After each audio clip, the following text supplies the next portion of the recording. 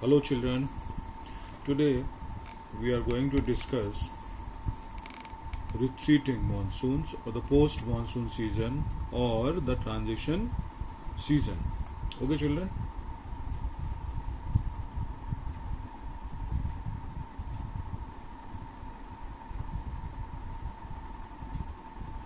Retreating or post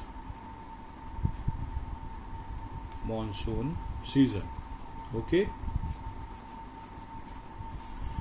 during October and November,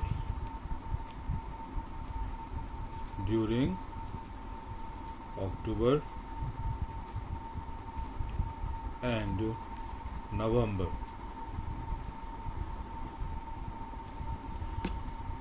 with the apparent movement of the sun towards the south, the monsoon's throw or the low pressure throw over the northern plains becomes weaker. Okay children, because of the decrease in temperature, the low pressure throw over the northern plains becomes weak. This is gradually replaced by high pressure. As we discussed in the previous videos, what is the relation between temperature and pressure? So because there is a decrease in temperature, that's why this low pressure is replaced by high pressure system gradually. The southwest monsoon winds weaken and start withdrawing gradually. By the beginning of October, the monsoon withdraws from the northern plains. Okay, so the month of October and November are known for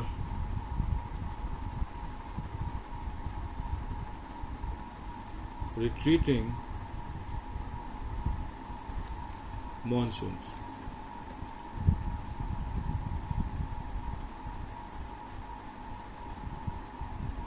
By the beginning of October, the monsoons withdraws completely from the northern plains. The month of October-November form a period of transition. Okay children, in the month of October and November, there is a change in the weather conditions from hot rainy season to dry winter conditions. Hot rainy season is replaced gradually by dry winter conditions. Therefore, the retreat of the monsoon is marked by, clear, it is marked by clear skies. Skies are clear and rise in temperature. While the day temperatures are high, nights are cool and pleasant. Okay, during the day temperatures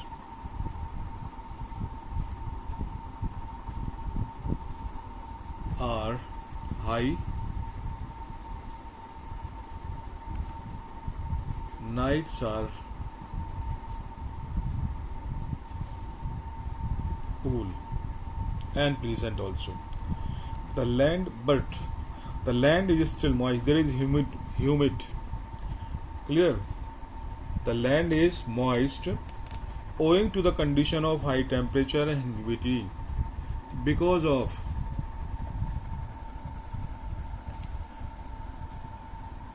high temperature and humidity,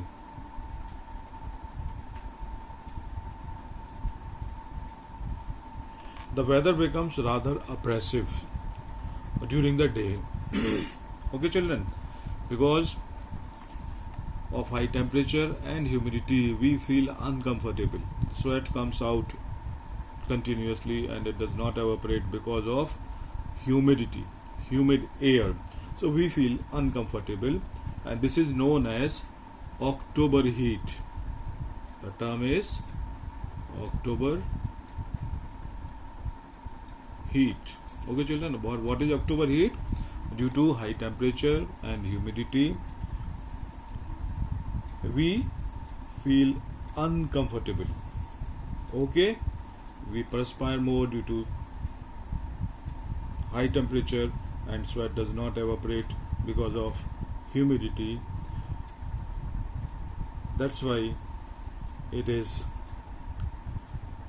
oppressive during the daytime. In the second half of October, the mercury begins to fall rapidly in northern India. In northern India, in the second half of October, temperature start decreasing continuously.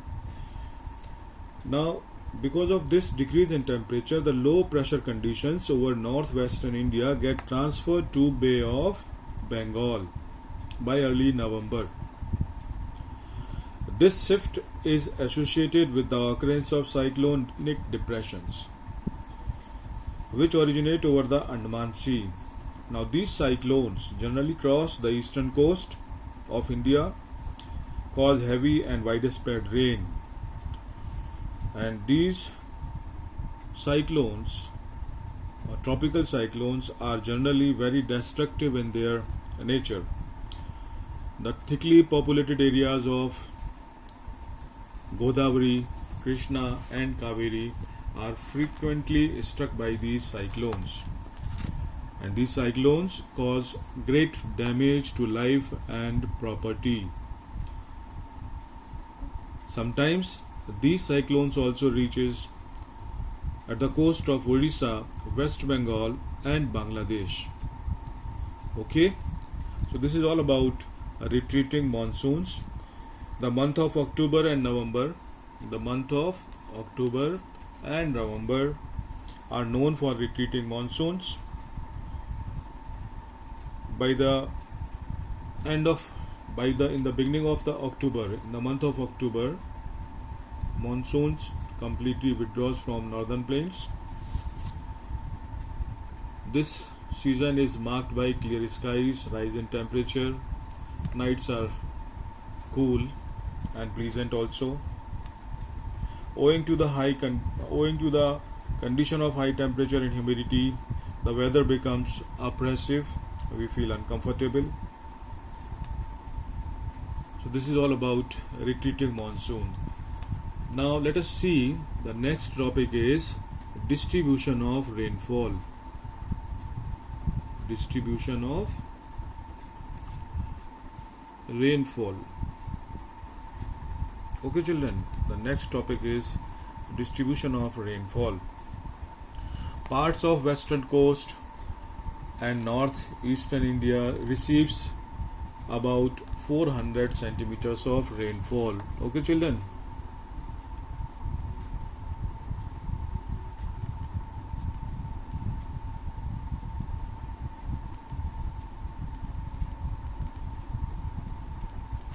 Clear? This is the western coast children. This is what? Western coast.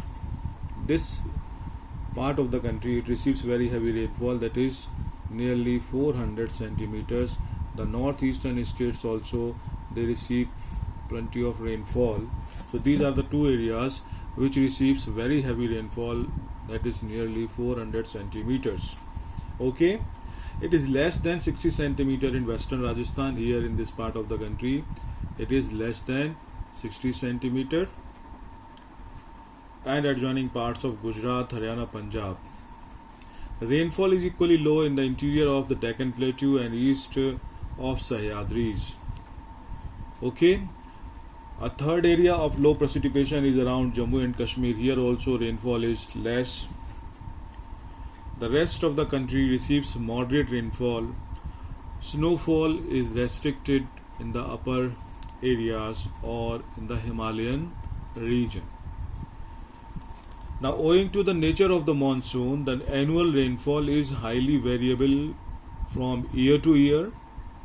Variability is high in the regions of low rainfall, such as parts of Rajasthan, here, Gujarat, and the leeward side of Western Ghat. Leeward side. Okay, children. I think in the previous video also we discussed the windward side and the leeward side.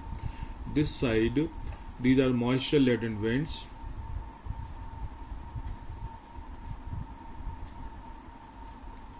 These are moving in this direction, but these mountains come in the path of these winds, therefore they are forced to rise up. Here they get cool and they cause heavy rainfall. So this side is known as windward side.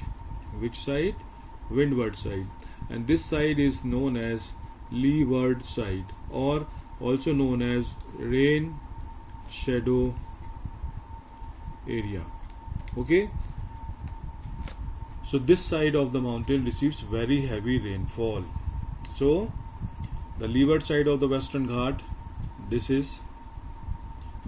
receives very low rainfall, while areas of high rainfall are liable to be affected by floods. Areas of low rainfall are drought prone. Okay children, so those areas which receives plenty of rainfall are affected by floods, and those areas which receives low rainfall or less rainfall, they are drought prone. Okay, so this is all about distribution of rainfall. This is all for this video. Thanks.